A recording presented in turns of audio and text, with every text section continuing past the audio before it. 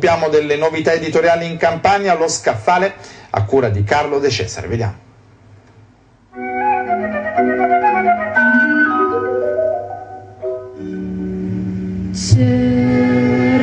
Archivio storico della RAI di Napoli, Antonio Sciotti, enciclopedia del Festival della Canzone Napoletana, edito da Luca Torre.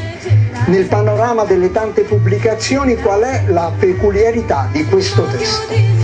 Perché mi sono accorto che c'era una lacuna incredibile nella storia della musica napoletana, che era proprio quella degli anni 50-60, tanti testi sulle canzoni classiche fino ad arrivare alle Piedigrotte, alla rivista, quindi fino agli anni 40, poi dopodiché si passa direttamente ai testi sui cantautori napoletani, quelli degli anni 80, Pino Daniele, Teresa De Sio, Enzo Gragnanello, giusto per fare qualche nome, e quindi c'era questo vuoto e ho tentato di colmare questo vuoto appunto rappresentando, spero al meglio, il Festival della Canzone Napoletana, una manifestazione che in RAI, nata nel 1952 e terminata nel 1970. Il libro che è strutturato in due parti. La prima parte ci sono le cronistorie delle 18 edizioni del Festival della Canzone Napoletana e ogni festival c'è dettagliatamente la prima, la seconda e la terza serata, le classifiche finali e tutte le tabelle discografiche, tutte le copertine dei 45 giri dal 57, perché prima c'erano i 78 giri, fino al 1970.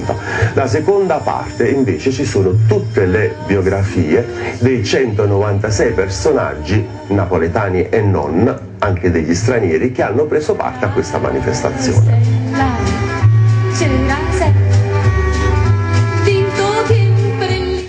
Da domani l'Arzano Festival, 3 giorni di musica con giovani talenti.